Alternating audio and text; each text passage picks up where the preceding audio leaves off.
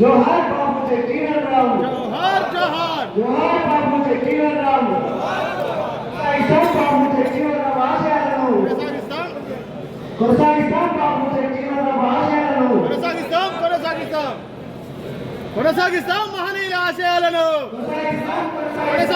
మహనీయుల ఆశయాలను జోహార్ డాక్టర్ బాబు జగజీవన్ రావు, జోహార్ డాక్టర్ బాబు జగజీవన్ రావు. మన పార్టీ కనుక ఇస్తే మీరందరూ అనుకుంటే నేను నిలబడదాం అనుకునేటువంటి మాట వాస్తవం. కానీ అంతకంటే చిత్తశుద్ధితోనా నేనైనా డాక్టర్ ఆర్ఎస్ ప్రవీణ్ కుమార్ గారైనా మీరైనా అభ్యర్థి ఎవరైనా సరే పార్టీ గెలుపు కోసం ప్రమాణ పూర్తిగా ఆత్మసాక్షిగా తెలియజేస్తామన్నా గెలుపే ప్రధాన లక్ష్యంగా నేను పనిచేస్తా. మనమంతా కూడా పనిచేయాల్సినటువంటి అవసరం నిరుత్సాహం అవసరం లేదు.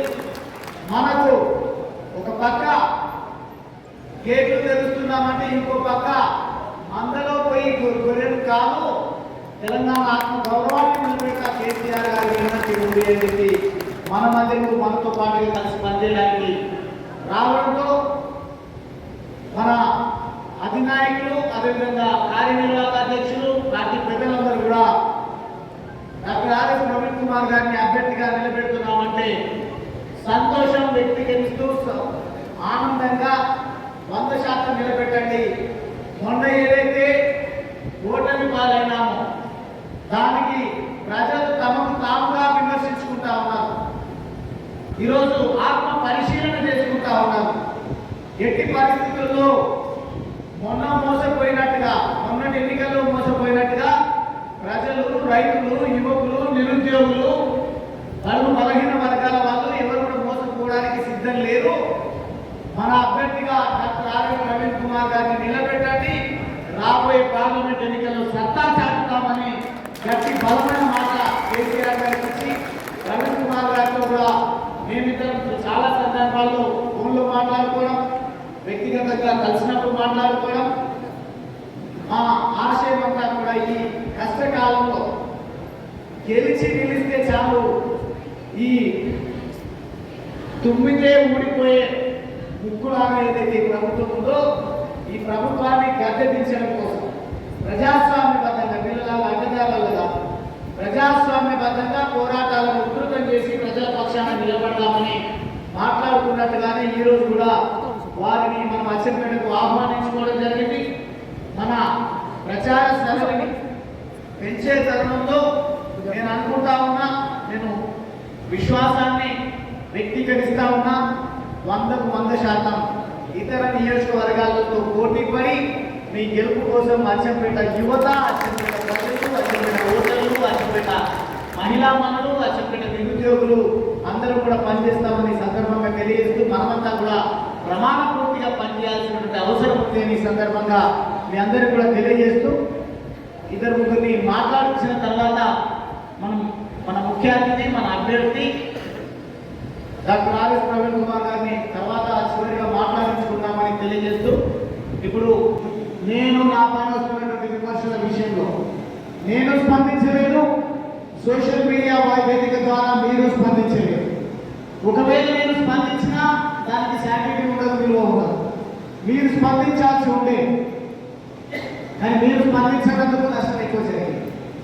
మిమ్మల్ని బ్లేమ్ చేయడం కోసం కాదు, మనం అనుకోలేదు అంత డ్యామేజ్ అవుతుంది అని. వాళ్ళు చేసేటువంటి తప్పుడు ప్రచారం వల్ల మనం ఓడిపోతామని మనం ఊహించలేదు. ప్రజలు, యువత అని ఆలోచిస్తారు అని అనుకున్నాం.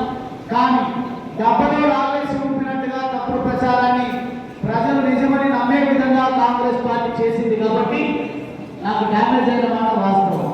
కానీ ఈరోజు ఆర్ఎస్ ప్రవీణ్ కుమార్ గారు మహిళలను వదిలేసి, రైతాంగాన్ని వదిలేసి, పేద ప్రజలను వదిలేసి ఓన్లీ నిరుద్యోగ యువకుల గురించి వారు మాట్లాడే కంటే వారు చేసినటువంటి పోరాటాన్ని మనం ప్రతి ఒక్కరూ మాట్లాడాలి, విస్తృతంగా చర్చించారు. అదేవిధంగా ఇక్కడ నుంచి నేను పిలుపునిస్తా ఉన్నా, దయచేసి సోషల్ మీడియా వారియర్స్ నేను చేసేటువంటి మాటను వైరల్, నేను చేసేటువంటి కామెంట్, నేను చేస్తున్నటువంటి ఆహ్వానాన్ని సోషల్ మీడియా ద్వారా వైరల్ చేయండి. నేను చేతులు జోడించి వినమ్రంగా విజ్ఞప్తి చేస్తా ఉన్నా, ఏ కారణం చేత నన్ను వీడిపోయినటువంటి వాళ్ళు ఉన్నా, నిజంగా మీకేమాత్రం మనసు ఉన్నా మీకు ఏమాత్రం రాష్ట్ర శ్రేయస్సు విషయంలో బాధ్యత ఉన్నా తిరిగి రండి. పార్లమెంటులో మన అభ్యర్థి గొంతుగా వినిపించే విధంగా దోహదపడండి అని ఈ సందర్భంగా నేను తెలియజేస్తా ఉన్నా. పగలు ప్రతీకారాలకు నేను ఎప్పుడు కూడా దూరం.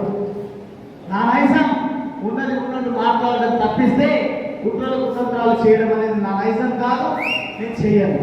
ఈరోజు నేను వినమ్రంగా కోరుతా ఉన్నా. నాకు తెలుసు అక్కడక్కడ ఫంక్షన్స్తో కలిసినప్పుడు మాట్లాడుతూ ఉంటుంది. అన్న మేము తప్పు చేస్తాం, అనుకోని పరిస్థితుల్లో పోయినాం, ప్రెషర్స్ తట్టుకోలేకపోయినాం, రకరకాలుగా వాళ్ళకు పుట్టిరా వీళ్ళకి పుట్టిరా అని మా గురించి మాట్లాడుతున్నందుకు తప్పని పరిస్థితుల్లో కనుక తప్పుకున్నాం. మేము పోవడం వల్ల మీకు నష్టం జరిగిన మాట వాస్తవమే. కానీ రాబోయే ఎన్నికల్లో మీకోసం మేము పనిచేస్తామని చెప్తున్నటువంటి మిత్రులు ఆత్మీయులు నాకు ఉన్నారు కాంగ్రెస్ పార్టీలో. వాళ్ళకి నేను విజ్ఞప్తి చేస్తా ఉన్నా, రేపు ఎవరి తరం కూడా కాదు మనల్ని ఆపడం. ఇప్పటికే ఈ ప్రభుత్వం పైన ప్రజలు వ్యతిరేకతతో ఉన్నారు. రేపు జరిగే ఎన్నికల్లో 100కు పైచిలకు స్థానాలతో మనం గులాబీ జెండా ఎగరవేస్తాం. కానీ ప్రస్తుతం మనం ఒక గొప్ప అవకాశం వచ్చింది. మన పాలమూరు, మన నిరుద్యోగ, మన పేద ప్రజల, మహిళల గొంతుకగా ఉండేదానికి అద్భుతమైనటువంటి డీజీపీ స్థాయిని అధిరోహించే అవకాశం ఉన్నా తృణప్రాయంగా ప్రజల కోసం, చేంజ్ మార్పు కోసం డాక్టర్ ఆర్ఎస్ ప్రవీణ్ కుమార్ గారు క్రియాశీల రాజకీయాల్లోకి వచ్చిండ్రు. వారు వచ్చిన దానికి సార్థకత ఉండాలంటే పార్లమెంటులో మనం గొంతు వినిపించాల్సినటువంటి అవసరం ఉంది. ఆ పార్లమెంట్లో గొంతు వినిపించేటువంటి అవకాశం బాబాసాహెబ్ అంబేద్కర్ ఇచ్చినటువంటి ఓటు హక్కు మీకు ఆయుధంగా ఉంది. దయచేసి అందరూ కూడా ఈ విషయాన్ని ఆలోచించాల్సిందిగా నేను విజ్ఞప్తి చేస్తూ, మీకు ఎవరైతే తిరిగి నేను మాట్లాడడం వాళ్ళు వస్తారు అని అనుకుంటున్నారో వాళ్ళ పేర్లను ఇవ్వండి. ఈ మీటింగ్ తర్వాత ఈ రోజు రాత్రి నుంచే నేను మొదలు పెట్టా ఒక్కొక్కరిని ఫాల్స్ ప్రిస్టేజ్ వెళ్ళకుండా నేను అందరితో మాట్లాడుతూ దయచేసి ప్రతి ఒక్కరు